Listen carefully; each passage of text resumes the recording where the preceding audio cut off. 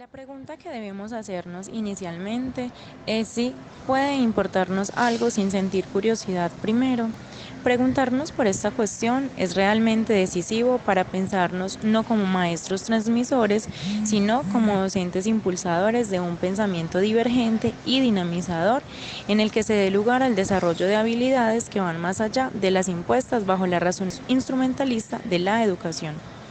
La curiosidad, el deseo y el disfrute cumplen un papel cardinal en el aprendizaje de los contenidos que como docentes queremos poner en marcha en las aulas de clase. Ello conlleva reconocer que no necesariamente lo que el docente considere de real importancia e interés se corresponda con las expectativas y deseos de los educandos en cuanto al aprendizaje se refiere. Como ya hemos visto, aprender lo que significa aprender es en modo alguno buscar la manera de ser mejores profesores y estudiantes, lo cual se configura en un proceso simbiótico que está iluminado por las ideas que ambos comparten, impulsando el mutuo compromiso con la educación. Aprender, a diferencia del término en que suele confundirse conocimiento, es entendido como un proceso personal e idiosincrásico. Es una responsabilidad que no puede compartirse, mientras que el conocimiento es público y compartido.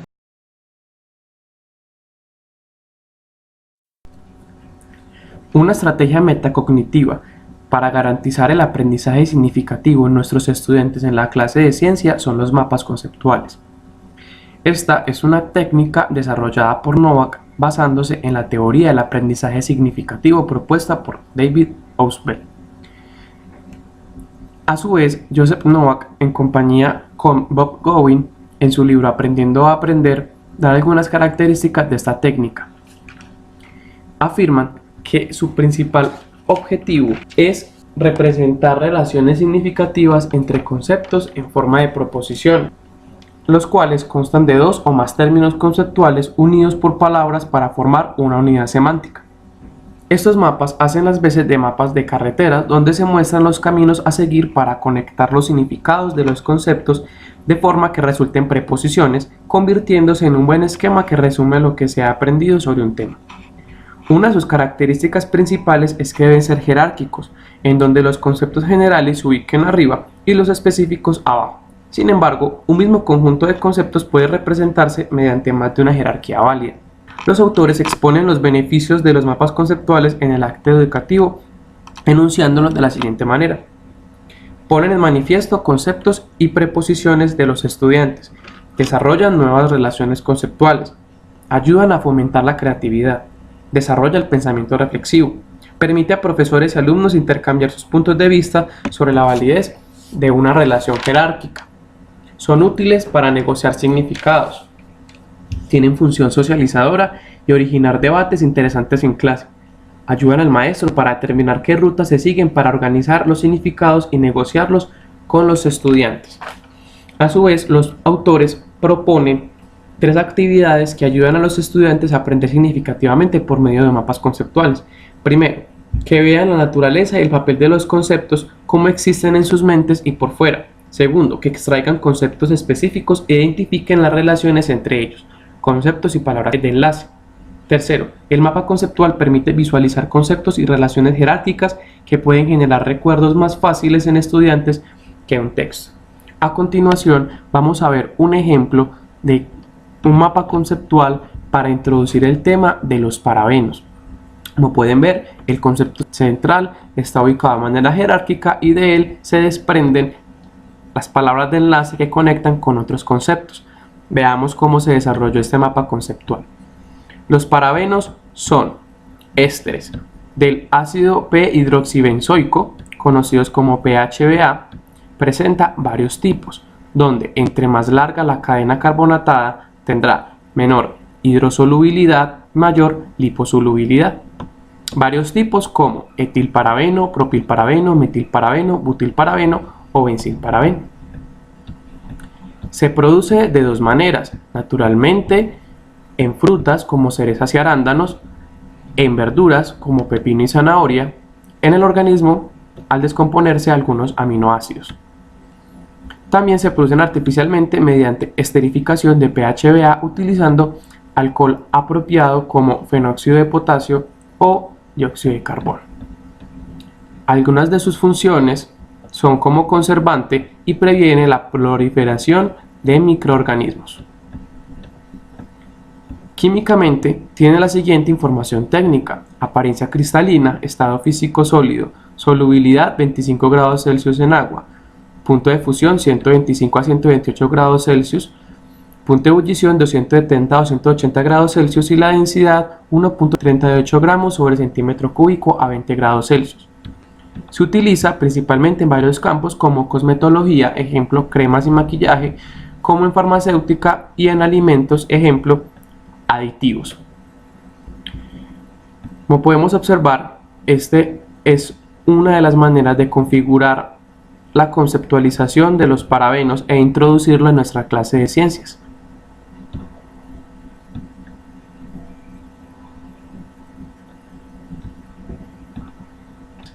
Tener esto presente da cuenta de lo profundamente ética e intelectualmente exigente que encarna la profesión docente, cuya complejidad solo es experimentada por quienes suelen poner el cuerpo y el alma en las aulas. Al referirnos a su exigencia intelectual, hablamos en suma de lo que quiere, por parte del docente, acercar y aproximar el conocimiento científico al contexto del individuo, teniendo en cuenta todas aquellas vicisitudes y obstáculos a los cuales debe hacer frente de manera eficaz y oportuna. Uno de estos obstáculos se corresponden unívocamente con las asunciones previas y las concepciones alternativas de los alumnos. Ello tiene su origen no solo en espacios externos a la escuela, pues no necesariamente se adquieren fuera del salón de clase, y es justamente por la manera en que son abordados los temas, los métodos utilizados y el discurso que emplea el docente en las diversas situaciones didácticas que acompaña y que, por lo general, es un discurso frívolo, inmóvil, insensible y apático en el que se orientan las prácticas racionalmente instrumentalizadas. En la modelización del concepto de parabenos, entonces se propone iniciar con la siguiente frase. El trabajo científico comienza confrontando la experiencia espontánea con ciertas otras realidades, cuya relación de analogía hace posible obtener una primera visualización de la estructura posible, la cual hubiera sido de no mediar ese modelo invisible. El proceso de descripción científica constituye, entonces, una primera reelaboración de la experiencia espontánea en la medida en que traduce los hechos a hechos que se recortan a la luz de estos modelos. Juan Zamaja, 1993. Bueno, en una primera etapa de la sesión se propone el análisis de un breve fragmento. Esta discusión se propone que sea realizada en grupos de máximo 4 personas. Entonces, de la parte consiste básicamente en la lectura de lo siguiente. Desde hace unos años es frecuente ver publicidad de productos que dicen 0% parabenos. Sin embargo, cabe preguntarse si verdaderamente está justificada esta campaña contra los parabenos y si los consumidores saben cuál es el motivo por el cual se rechaza la presencia de los parabenos en los productos. De acuerdo con el Comité Científico de Seguridad de los Consumidores, se ha recomendado reducir su límite legal, limitando el uso de estos al 0.14%, además de prohibirlos en productos destinados a la zona del pañal para menores de 3 años, pues esta zona puede estar irritada, lo que aumentaría el riesgo de absorción de estas sustancias. La exposición permanente a sustancias como el butilparabeno y el propilparabeno deben evitarse en productos que permanecen sobre la piel durante varias horas, como lo son las cremas y lociones corporales, y ello está muy ligado al modo como son hidrolizadas estas sustancias mediante el metabolismo. Bueno, entonces en este pequeño fragmento nos hablan acerca de muchas de las publicidades falsas que encontramos en algunos productos de belleza, como en los cosméticos, las cremas humectantes, los talcos, las lociones, como todas estas publicidades, y se propone entonces inicialmente la discusión de un fragmento que nos va a ubicar y nos va a enrutar hacia el objetivo de la sesión. Bueno, en un segundo momento se propone la visualización de la siguiente imagen. Bueno, esta imagen es una imagen como muy ilustrativa que dice alerta mundial cosméticos tóxicos, en el sentido de que en muchos de los cosméticos se han encontrado productos altamente nocivos para el bienestar y la salud humana. Entre ellos encontramos el concepto aquí estudiado, que son los parabenos. Bueno, en esta segunda etapa, en estos mismos equipos de trabajo, vamos a hacer como el análisis del por qué se da como esta alerta y el por qué aparece entonces la palabra tóxicos. Se propone entonces también hilar esta observación de la imagen con la modelización de que nos han hecho acerca de la permeabilidad de la membrana celular, es decir, entender cómo es que estas sustancias o estas sustancias extrañas para el organismo, cómo es su proceso de absorción a través de la primera barrera de nuestro cuerpo, que es la piel. Entonces aquí lo que intentamos va a ser modelizar cómo estos fosfolípidos permiten a través de canales proteicos la absorción de algunas sustancias que entran desde el exterior celular hasta su interior. Entonces acá vamos a utilizar pues el modelo de la membrana permeable y cómo de acuerdo a su estructura se permite que se lleven a cabo procesos de absorción, como es el caso de la absorción de parabenos en este caso, y cómo esto se da a través de esta membrana, que es una membrana compuesta de una bicapa de fosfolípidos que se constituyen por cabezas hidrofílicas y colas hidrofóbicas. Bueno, en esta parte de diseño se piensa que es de suma importancia dar un espacio no solo para la visualización y la discusión entre pares, sino también que se propenda por el pensamiento divergente y el pensamiento propositivo, es decir, a través del análisis que puedan proponer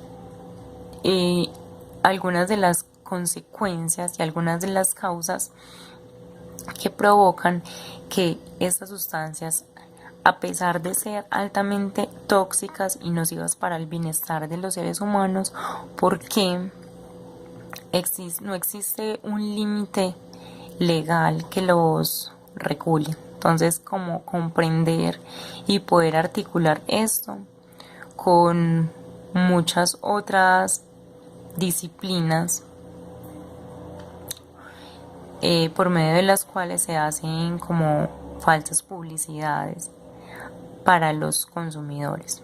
Entonces esta sería como la parte central de la situación de aprendizaje que allí se pretende implementar. Ya en otro momento seguiría la parte de la implementación, en la cual se formulan actividades que permiten evaluar de algún modo el tema que se ha visto. Bueno, la parte de la evaluación, por supuesto, no debe ser un acto punitivo, sino que se propone aquí de una manera mucho más integral, comprendiendo que una prueba escrita no comprende en su totalidad los aprendizajes que han obtenido los estudiantes de un tema determinado, sino que se propende entonces por una evaluación auténtica, y para esta evaluación auténtica también cabe resaltar que se requieren de modos auténticos de aprender y de enseñar. Entonces por eso optamos por También la implementación de los sentidos, como ese sentido de la vista, para que por medio de este se puedan llegar a obtener unos aprendizajes mucho más significativos y que no sea únicamente la implementación del texto o del lenguaje escrito como una de los únicos canales por medio de los cuales se puede obtener el conocimiento. Bueno, en un segundo momento de esta parte del diseño, en la situación de aprendizaje, se propone también la modelización de la molécula de parabenos para mirar entonces desde el conocimiento y las asunciones previas de los estudiantes que traen consigo desde el exterior, cómo esta molécula puede ser transportada o cómo atraviesa esa membrana semipermeable y cuál es su proceso de absorción y qué tan nocivo es para nuestro organismo. Entonces, se pretende entonces varias modelizaciones, entre ellas encontramos la de la molécula de parabeno, así como el modelo de membrana semipermeable, que relativamente es nuevo. Bueno, se pretende entonces también enunciar cuáles son las consecuencias o las patologías que pueden desembocar esta absorción de parabenos en altas cantidades por nuestro organismo, como son afectaciones al sistema endocrino, el envejecimiento prematuro de la piel y el como afectaciones en el sistema reproductor masculino y el efecto de los pseudoestrógenos, que son como temas muy relacionados. Como actividad final y teniendo en cuenta todos los procesos que hemos venido viendo, cómo actúan las células de la piel y la permeabilidad de la célula para la absorción de sustancias, vamos a hablar sobre la absorción que tienen estos parabenos y qué otros efectos puede tener en el cuerpo. Para esta actividad, los estudiantes se reúnen en subgrupos de 4 personas y cada uno tendrá consigo una imagen alusiva respecto a los parabenos que provienen de la comida y los parabenos que provienen de los cosméticos. Ahí hay una pequeña visualización de esas imágenes, puede ayudar con la modelización de la misma actividad. Seguidamente van a tener también elementos tangibles como lana, espuma, cartón, pegamento, entre otros, que le podrán ayudar para hacer la respectiva modelización. Y también se debe tener en cuenta todos estos conocimientos que hemos venido trabajando desde el inicio. La pregunta que va a guiar toda esta actividad es la siguiente. ¿Cómo crees que se absorben los parabenos por medio de la piel? Seguidamente se tendrá que hacer una modelización de cómo creen ellos que el cuerpo o las células de la piel absorben dichos parabenos. ¿Cómo se hace ese proceso? Esto se va a modelizar por medio de estos materiales y posteriormente tendrán que hacer una discusión sobre la siguiente pregunta. ¿A qué lugar del cuerpo piensa que van los parabenos después de haber sido absorbidos por el cuerpo?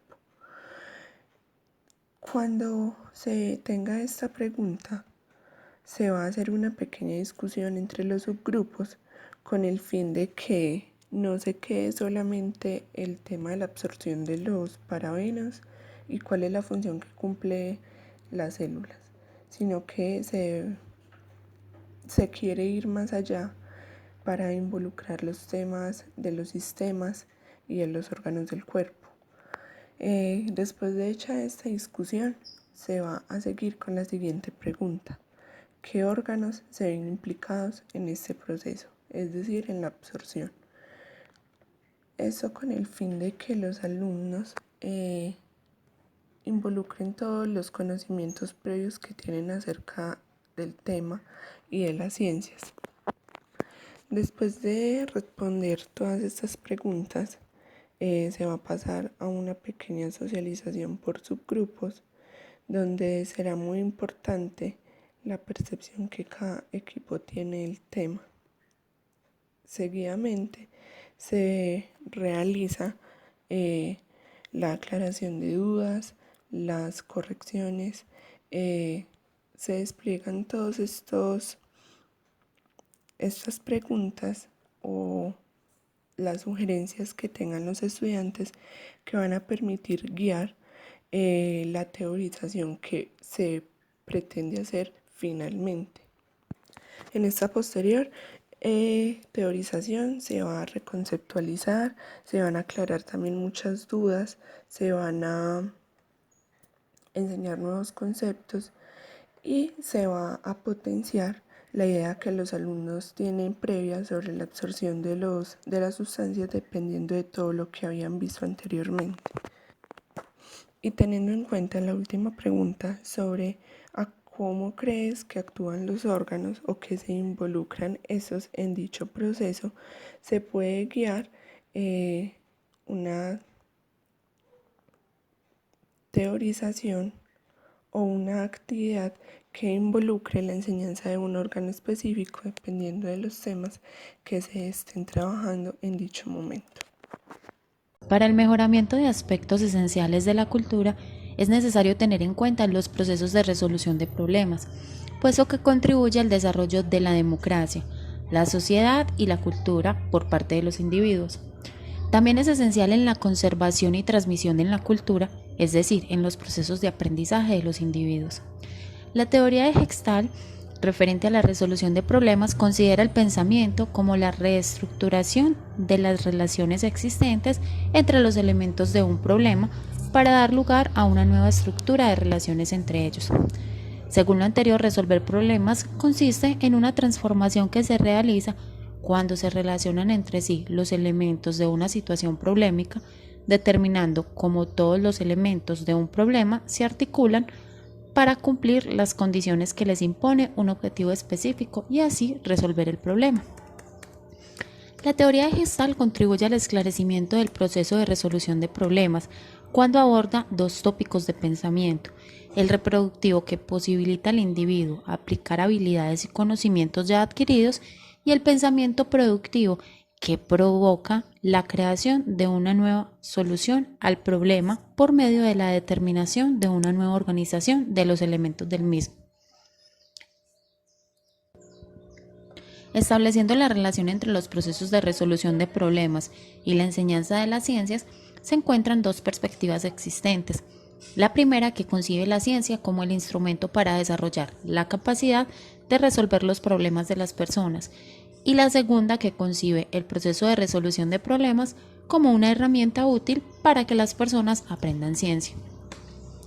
Para potencializar lo anterior y para contribuir al aprendizaje significativo de los estudiantes, se propone una situación-problema referente a los parabenos, que permite una interiorización del concepto basado en el pensamiento productivo y reproductivo. La pregunta problematizadora es: ¿las mujeres sufren con mayor intensidad los efectos de los contaminantes hormonales? Se propone una actividad corta donde se les permite pensar creativamente para la resolución de problemas, la cual es el fotolenguaje, que es una herramienta que puede aplicarse en todos los ámbitos y edades, pues resulta muy buena para descubrir y plantearse objetivos, para hacer pensar a quien se le aplica. Básicamente consiste en exponer una serie de fotos variadas, planteamos unas preguntas y cada persona debe tratar de darle solución a partir de las imágenes, como lo mostramos a continuación. Una vez los estudiantes hayan visto las fotos, deben analizarlas e indicar qué tienen en común, teniendo como enfoque la pregunta inicial. Se debe hablar de los tiempos de productos utilizados para el desarrollo habitual de estas labores, de los componentes que estos tienen y del por qué las mujeres son las más vulnerables, y por último concluir de acuerdo a lo comentado antes.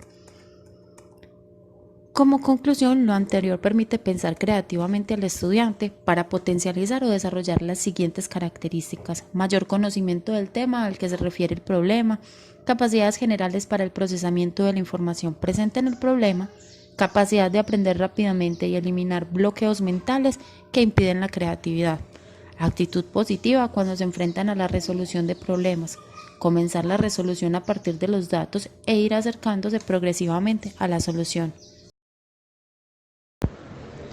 El problema esencial en este punto no es la racionalidad, pues todo aquello que no sea racional no es ciencia. Sin embargo, lo que sí representa un problema es la enseñanza irracional, ahistórica, concluyente, acumulativa y serial.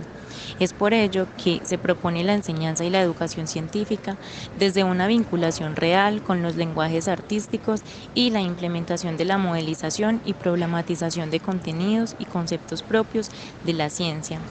Arte y ciencia como mundos llamados a trabajar en conjunto, que propenden ir más allá del pensamiento racionalista en el que se da origen una disputa entre la razón y los sentidos, quedando instaurada la idea de que la razón es superior al conocimiento oscuro de las sensaciones.